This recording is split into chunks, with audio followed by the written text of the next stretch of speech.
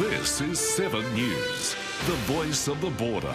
Tonight, an Optus outage leaves customers without mobile phone and internet services. A grass fire breaks out along the Hume Freeway with the mercury nudging 30 degrees. And an exclusive bird's eye view of the summer bushfire risk. 7 News begins now.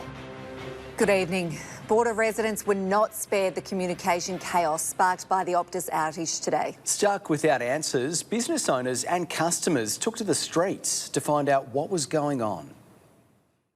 A massive outage, leaving nearly half of the country without internet, and a dangerous situation when 000 calls were down on landlines.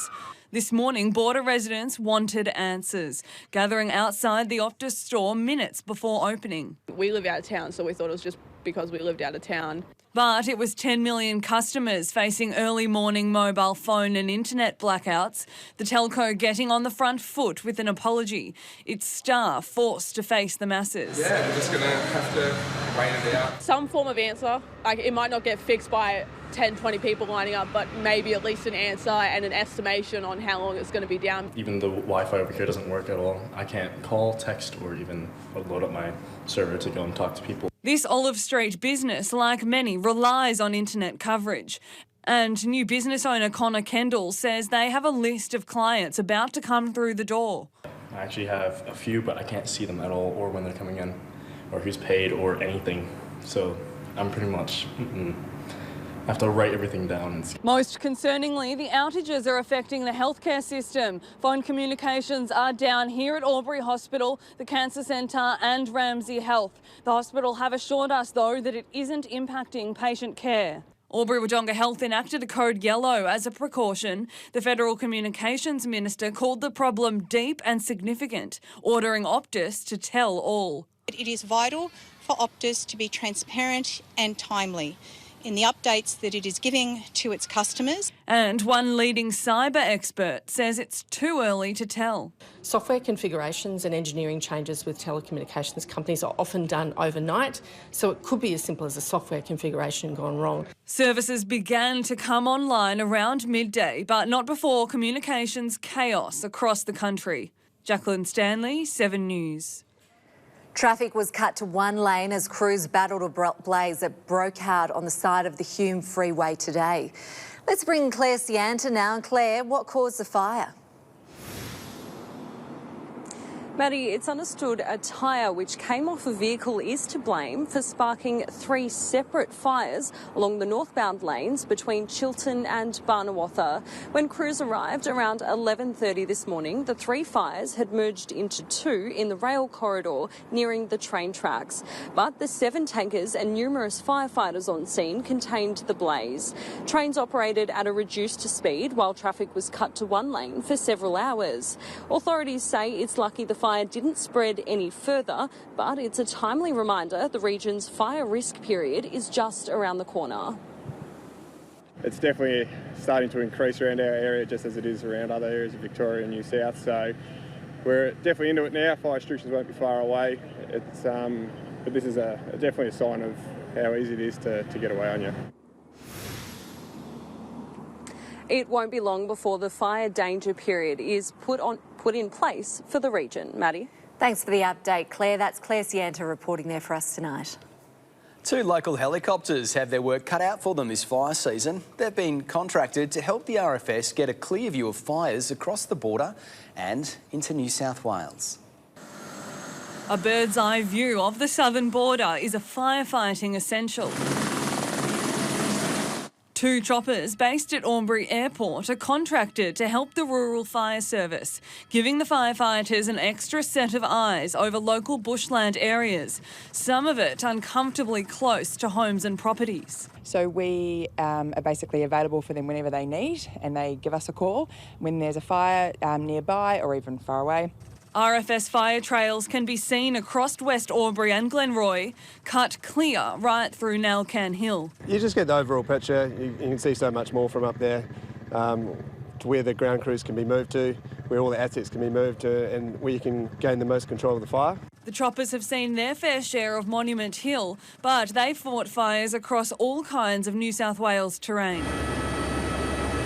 These choppers won't just be used locally in the southern parts of the state. They're contracted right across New South Wales to fight any fires we may have this season. This machine here behind us was on the fire over at Bega for about 3 weeks. A helping hand which, no doubt, requires great courage from the Rota Solutions pilots. They're used to sort of high-risk, high tense environments where they need to be on their game 24/7, and fires are just the same as that. And in an interesting twist, the helicopter will also be used in an upcoming fundraiser, set to drop 1,000 golf balls onto the oval at Scott School. Jacqueline Stanley, 7 News. Site inspections have been conducted at the Yarrawonga Splash Park, which was closed after children were injured. The Lake Mulwala Park was shut after less than 24 hours opening, following multiple reports of children being left with cuts and bruises. Moira Shire Council today confirms safety inspections have been conducted. It's unclear what was discovered or when the splash park will reopen. Homeowners on the border are bracing for more mortgage pain as cost of living pressures continue to hit household budgets. It comes after the Reserve Bank's decision to lift rates to a 12-year high. Feeling the pinch as rates continue to rise. We have been blessed with the lowest interest rates in the history of our country, and so some people may have been lulled into a false sense of security. As the weather heats up, so too does the region's cost of living crisis. After months of stability, the RBA hiked up the cash rate to 4.3%, the highest it's been in more than a decade. It's certainly impacting those sort of 33% of mortgage holders. We're certainly seeing an impact there. And the cost of living, it's just amazing. Like just going to the supermarket at the moment, everyone knows that. But some say the aim of slowing spending isn't being widely seen on the border. It's not having the desired impact, not here locally anyway. I think the people that are cashed up, and that is one thing we've noticed, a lot more cash sales in the last 3 months. That could all change soon, though, with many homeowners expected to reassess their loans and potentially look at selling in the coming months if they're under mortgage stress, which some real estate agents say could shift the market. We've got a lot of people that have been on fixed interest rates coming off in the first quarter of 2024, so we may see an increase in the number of properties that are coming to the market.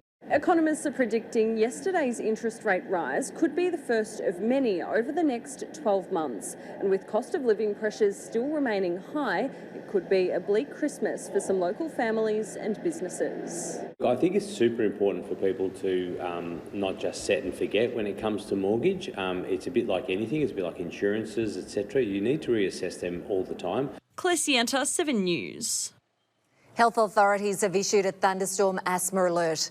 They're warning high pollen counts and predicted thunderstorms are set to increase the risk of potentially deadly attacks. In a season when allergies come out to play, health authorities have warned thunderstorm asthma is upon us, triggered by a combination of current high pollen counts and predicted thunderstorms. When those two parameters meet, the grass pollens can actually explode and break into very fine particles, which can then be inhaled deep into the lungs and trigger asthma events. October to December is considered a high-risk period for thunderstorm asthma, affecting a wide range of people. It does affect asthma sufferers, but also other people that may have other allergies, such as hay fever or sinus problems. They can also be affected at the same time. You're always worried. It's a bit, for me, unpredictable. So sometimes I don't suffer too severely, and then there's times where I suffer quite severely from it. Symptoms can include chest tightness, difficulty breathing and a cough. If you recognise you may suffer from thunderstorm asthma this season, there are a few ways to manage symptoms and get in early, which includes staying indoors and closing any windows during a storm. Ensure that you actually have updated your management plan with your GP. Ensure that if you are taking preventer medications, that you're taking them daily and appropriately, and also to carry your reliever with you at all times. Thunderstorm activity can either be monitored on the Bureau of Meteorology website or CSU send a thunderstorm warning alert onto my phone to make sure that I'm prepared for asthma and with the thunderstorms coming and that sort of thing. Those who notice symptoms worsening are urged to phone 000 or visit their nearest emergency department. Rochelle Ponikovich, 7 News. Well, Kirsty is here now for a look at how today's weather shaped up. And Kirsty, gosh, it was a little bit of everything today. It certainly was. Nick and Maddie, hello to you both and good evening, everyone. Some very mixed conditions across the northeast. Hot temperatures into the 30s for many, 5 degrees above our November average in Yarrawonga today with 31. 31 also in Corowa and for Culcairn. It was muggy this morning thanks to those high levels of humidity. And winds were light, no more than just a breeze for most of us this afternoon. As we can see, some very mild minimums, 15 degrees, our lowest temperature in Albury. That is thanks to that cloud-covered trapping in heat overnight. We did have a few areas of early showers in the north near Corryong with some storms around too, but we've seen less than a millimetre fall around Albury and for parts of the high country. Rainfall likely to be heavy through the early hours of the morning though. I'll have more details on that a little later. Thanks, Kirsty. See you in a couple of minutes. Up next in 7 News, fields of yellow and it's all about to be harvested. And the Border's own circus troupe gets a new look home.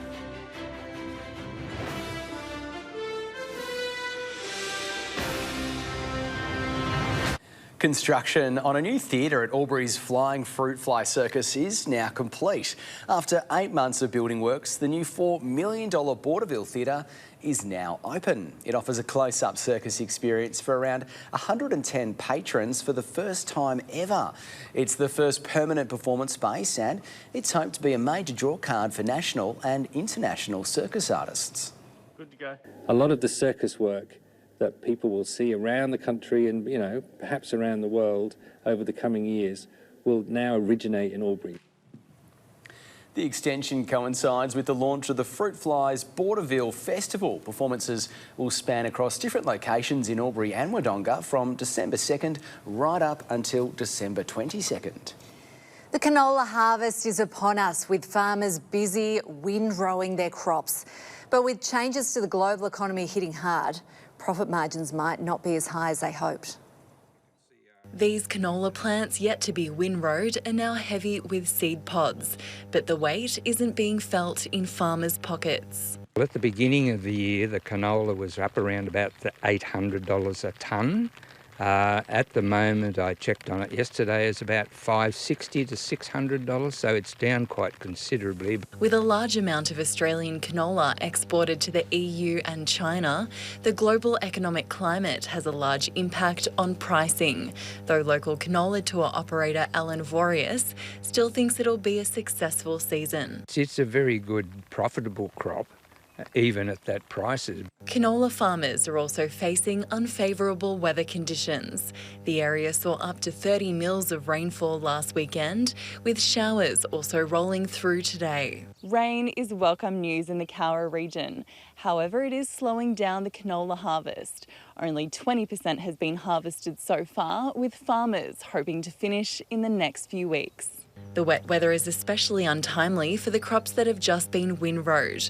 The plants will need to be completely dry before seeds can be threshed from the pod. Once it's windrowed, it takes usually about 7 to 8 days if it's nice and fine. But if it has a bit of a shower rain on it like this, you've just got to wait until probably another 4 or 5 days. But with the demand for canola oil projected to rise over the coming years, farmers may have an incentive to keep farming the picturesque crop. Charlotte Wallen, 7 News. Still to come in 7 News, a local cricket umpire gets ready for a new look. And the Australian Speedway titles headed back to Albury.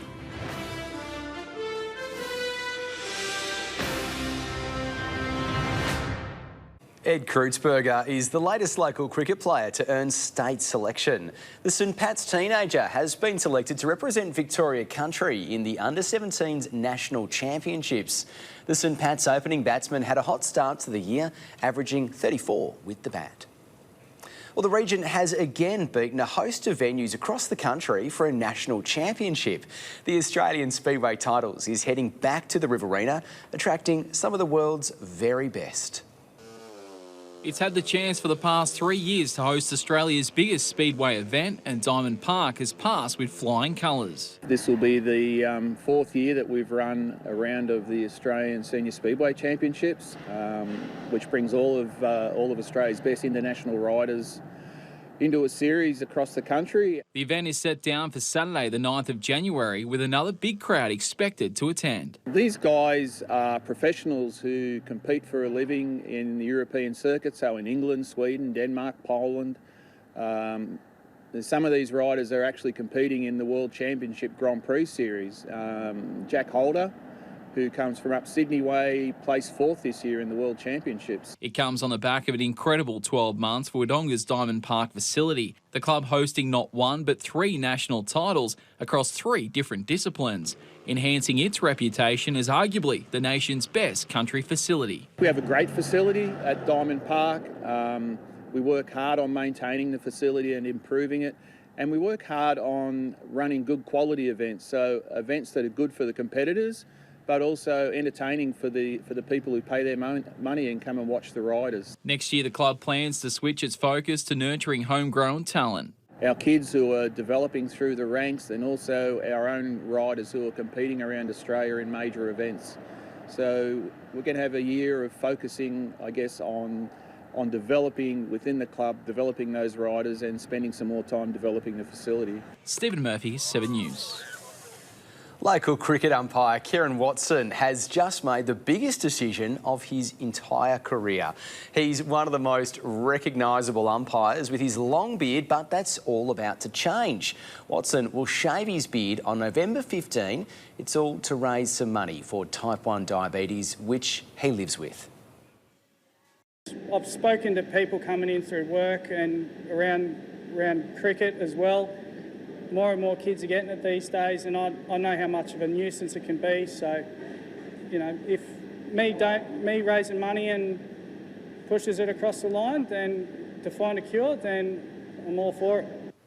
Watson has been growing the beard since 2018. Already, the event has raised $1,300, with Watson hoping to reach $5,000.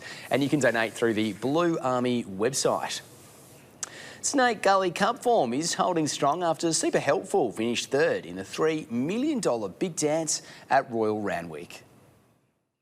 A super run from a Canberra gelding, helping to prove the time-honoured Snake Gully Cup holds up when compared to country features around the state.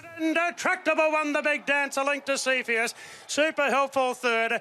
The Barbara Joseph and Paul and Matt Jones trained Super Helpful earned his spot in yesterday's $3 million big dance with an impressive win in last year's $100,000 Cup in Gundagai. Beat Mensa Missile, another one. In a little over a week, another Stellarfield will take aim at the hallowed feature for a shot at both the big dance and a place in a lucrative new race in Canberra. Winning connections will lift one of country racing's most unique prizes. Our trophies have character involved in them, you know, and we largely lean on locals to make the trophy. You're not going to see a shiny trophy being handed over for the Snake Gully Cup. Local artist Joe Morton has been handed the reins this year, and Crow is adamant visitors will be impressed. They're a feature of what the Snake Gully Cup is. The Gundagai Adelong Turf Club has a special guest jetting in from Europe to assist with fashions on the field next week. Irish milliner Maria Stark will help Naomi McMullen crown the 4 category winners. We're looking for head-to-toe styling. It's essential that we have matching coordinates, including the millinery, handbags, accessories and shoes. Visitors and locals alike can swing into the fun at the Snake Gully Cup Ambrose in the lead-up to the 2-day carnival. Steph Muir, 7 News. Hockey Albury Wodonga's most talented are set to try out for a national carnival. Hockey ACT, which now oversees Hockey Albury Wodonga, is calling for nominations to contest the national championships. ACT is asking for under 16 and under 21 male and female players to nominate through its local Facebook pages. Trials will be held at the end of November in Canberra before a squad is selected ahead of the Easter Championships. Up next in 7 News, Kirsty is back and she's got your local weather forecast. That's next.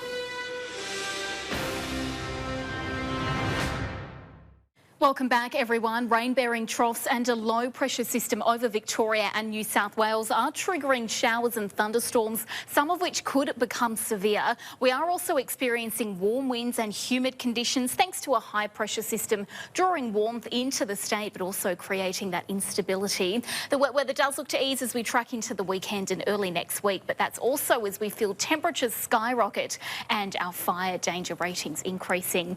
The northeast can still expect some decent rainfall overnight and into tomorrow, though. Over the coming week, we're expecting totals around 20 to 30 millimetres for our region, possibly more, though, if severe storms develop.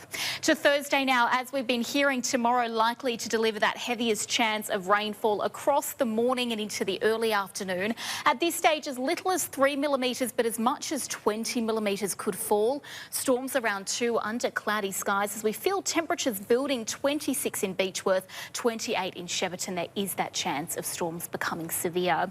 Wet weather easing at this stage by the end of the working week. That heat building further. Albury, Wodonga maximums of 31 degrees. A hot day in Rutherglen with a sunny top of 32. Clear and settled skies right across the region. Light winds around as well. Falls Creek 18 degrees, some patchy cloud, and Omeo 10 degrees warmer with a top of 28.